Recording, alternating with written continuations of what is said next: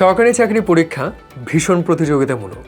এখানে ভালো করতে চাইলে আপনাকে সবার থেকে কয়েক ধাপ এগিয়ে থাকতে হবে।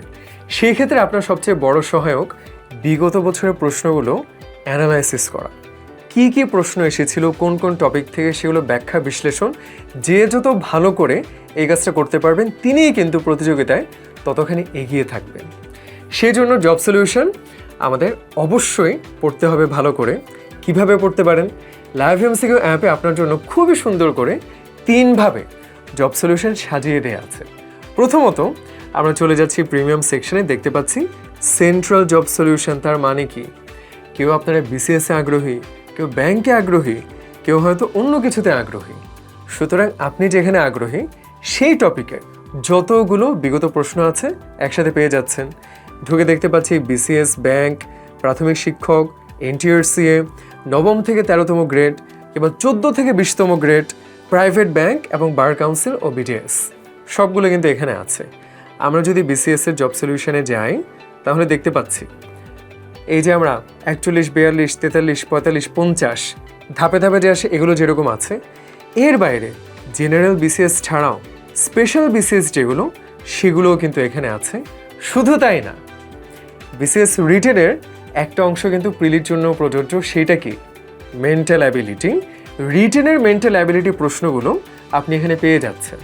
তার মানে বিসিএস এর জন্য যত ধরনের প্রশ্ন থাকতে পারে সব কিছু কিন্তু আপনাকে এখানে দেওয়া হচ্ছে।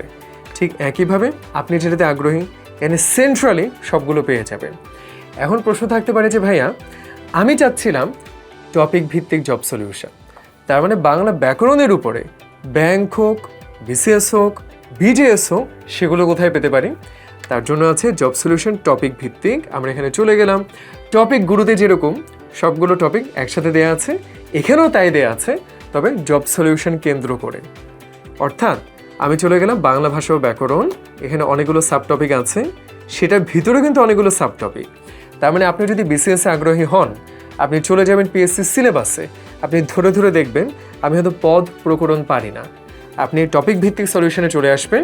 এখানে আপনি চাইলেই দেখতে পারবেন এবং এখানে কিন্তু প্রত্যেকটা প্রশ্নে লিখে দেওয়া আছে এই প্রশ্নটা কোন পরীক্ষাতে এসেছিল, বিসিএসে নাকি বিডিএসে নাকি প্রাইমারিতে।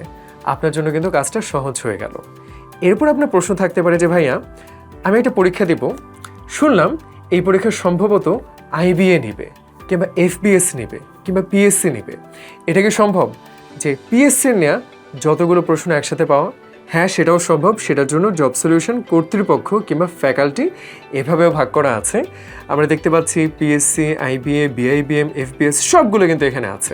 চলে গেলাম পিএসসিতে, দেখতে পাচ্ছি প্রায় শখানেক এক্সাম কিন্তু এখানে যুক্ত, ভবিষ্যতে আরও যুক্ত হতেই থাকবে। এবং কোনোটা হয়তো 9ম থেকে 13তম গ্রেড, কোনোটা হয়তো বিসিএস এর জন্য, তাই না? এরকম করে করে আলাদা করে ভাগ করে দেওয়া আছে। সুতরাং জব সলিউশন আমাদের প্রাইমারি কিংবা বিসিএস কিংবা ব্যাংক সব কিছুর জন্য একটা গুছানো প্রস্তুতি আপনি পেয়ে যাবেন। প্রিমিয়াম সেকশনে এই ফিচারটা আপনার সবচেয়ে বেশি পরিমাণে ব্যবহার করা উচিত।